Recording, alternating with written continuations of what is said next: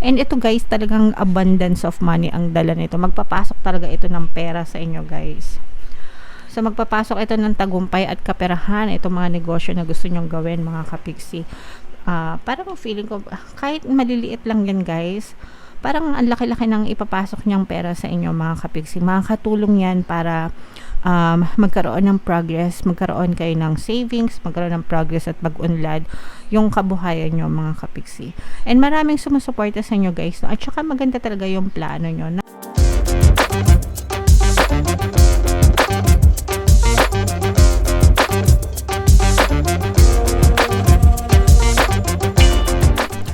Hello guys, hello Virgo. Welcome back to Pinoy Pixie Tarot. Ang pamagat ng episode natin for tonight is New Moon Kapalaran para ngayong August to September para sa Virgo, Sun, Moon, Rising, Sign, and Venus. General reading lang guys, pwedeng mag-resonate, pwedeng hindi. Pwedeng positive, pwedeng negative mga kapiksi. Yung full moon guys ngayong, new moon pala, sorry. Yung new moon ngayong August ay sa August 4, tapos yung next naman ay sa September 2 mga kapiksi. So ang reading na to ay para sa period na yan. And ito yung new moon message para sa inyo guys, or moon message. Sobrang ganda guys. Don't let your past hold you back. So ibig sabihin nito guys, move on tayo, no? Wag nating hayaan na yung past natin, yung mga nakaraan natin is makasira ng future, ng present at future natin mga kapiksi. Past is already irrelevant guys. Ibig sabihin hindi na siya mahalaga. Nangyari na siya natapos na. So we can only accept them, no? Kailangan tanggapin lang natin mga kapiksi, and then move on, 'di ba?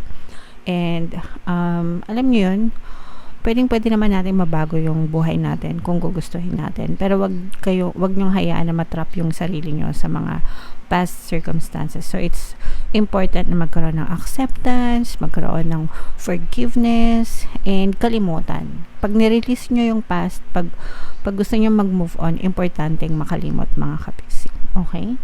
Attune to the moon guys, I release the past. Okay? Again, I release the past. I-comment nyo din sa baba mga kapiksi, especially dun sa mga kapiksi natin na talagang may mga emotional pain kayo, talagang alam nyo yun, may mga galit sa puso nyo, may mga hinanakit sa puso nyo. I-let go nyo na yan mga kapiksi. Comment nyo sa baba, I release the past.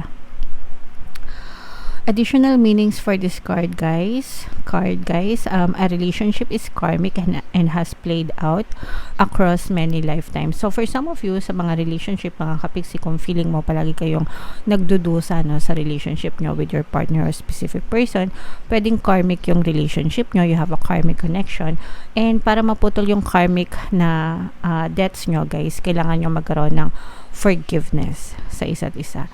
Otherwise, kapag sa next lifetime nyo, maaaring maulit-ulit yung story mga kapiksi. Okay?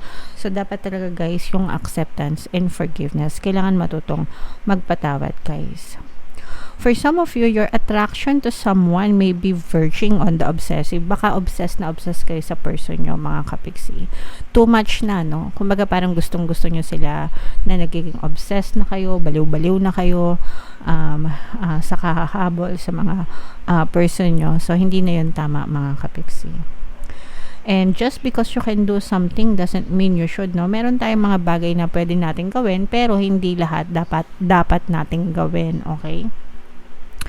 So, dapat marunong din kayong mag-filter mga kapiksi kung ano yung mga dapat nyong gawin, kung ano yung mga pwede nyong gawin versus dun sa dapat nyong gawin mga kapiksi. Timbangin nyong mabuti yung mga sitwasyon nyo. Kung tingin nyo dapat nyo siyang gawin, edi go. Pero kung tingin nyo naman is hindi na siya nararapat gawin, wag nyo nang ituloy mga kapiksi. Okay? Kasi baka mamaya makasira pa ng mga discard sa buhay nyo. Lalo lang masira yung buhay nyo guys. Okay?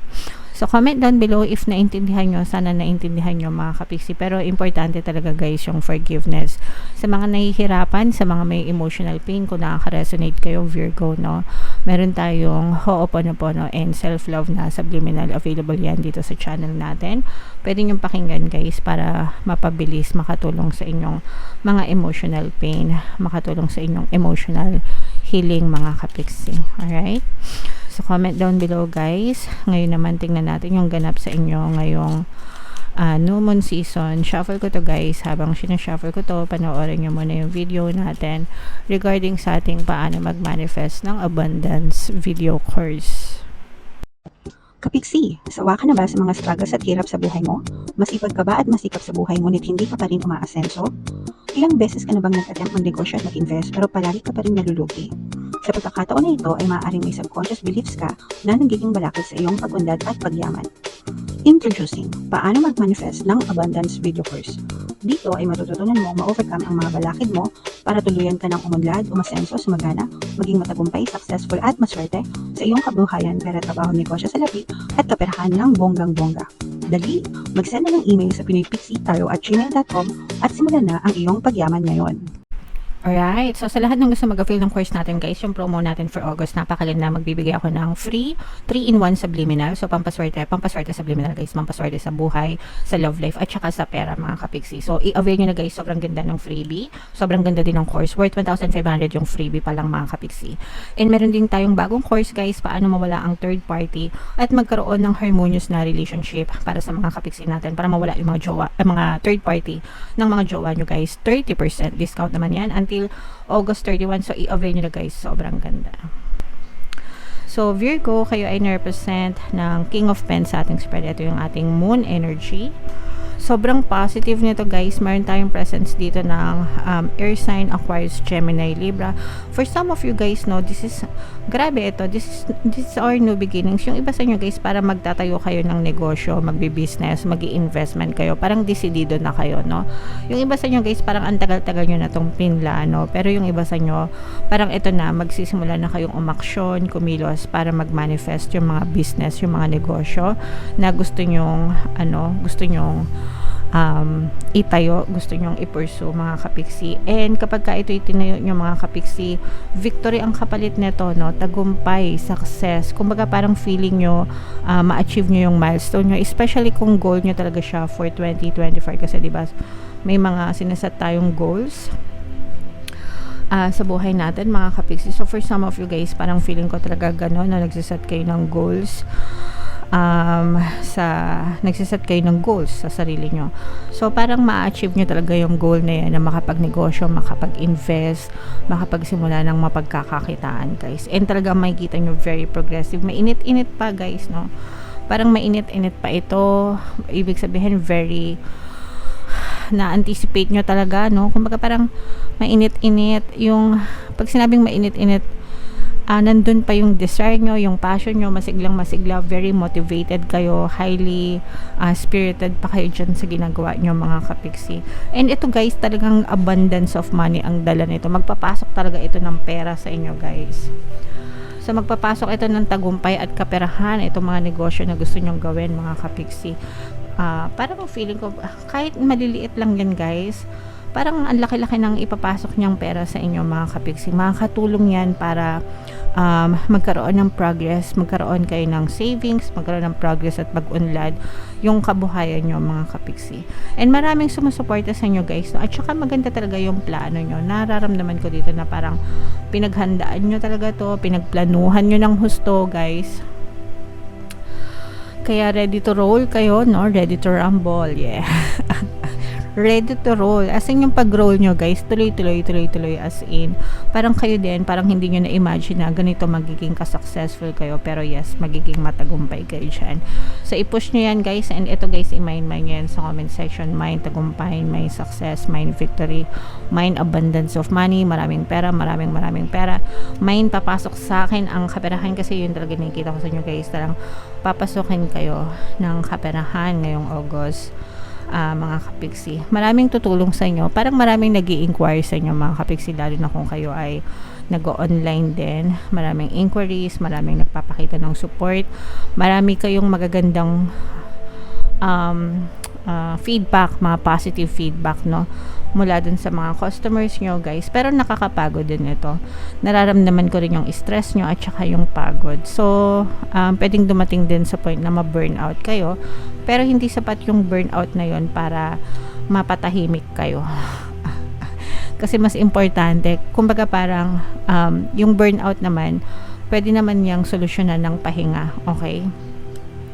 may kapalit din ito guys, kasi for some of you, kahit na may mga sumusuporta sa inyo, makaka-experience din kayo ng mga negative na, ayan o guys, victory, success, nakikita nyo ba? Victory and success, ito.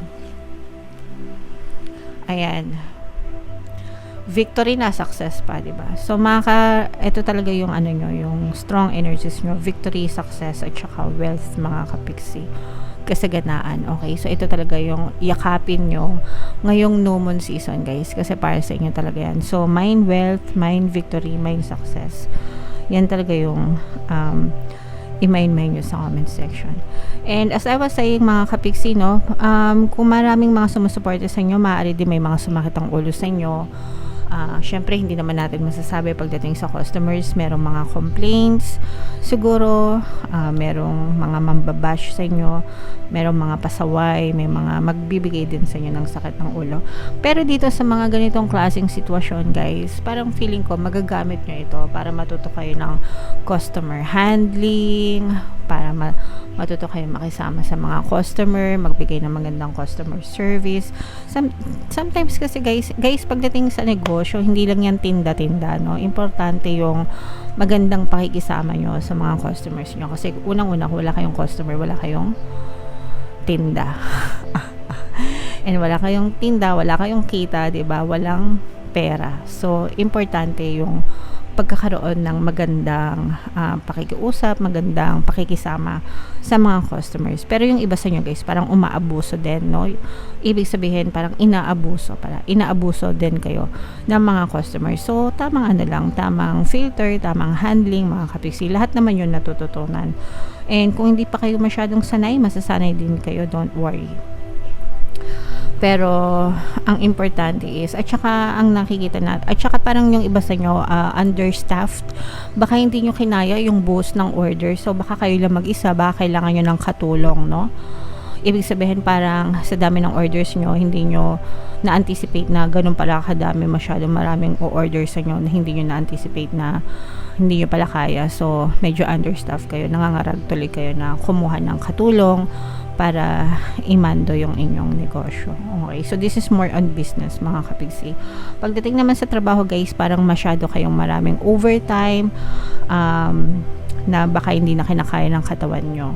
So, kung hindi nyo na kaya guys, sabihin nyo sa mga boss nyo kasi importante na magpahinga kayo.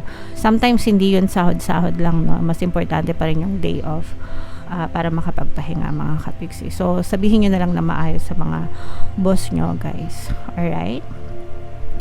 So, comment down below, Virgo, if feeling nyo nakaresonate kayo dyan, yung mga pinapamind-mind ko sa inyo guys, i-mind-mind nyo lahat yan para sa inyo, mga kapiksi, deserve nyo talaga yan. And pakinggan nyo guys yung mga pampaswerte subliminals natin, mga katulong yan talaga sa inyo. Ito yung playlist, mga kapiksi, and ito naman yung ating success stories ng paano mag-manifest ng abundance video course. Click here to subscribe guys, and click here to join our membership program. Thank you for liking, sharing, and subscribing, and see you again next time. I love you all guys. Have a nice day. Bye bye.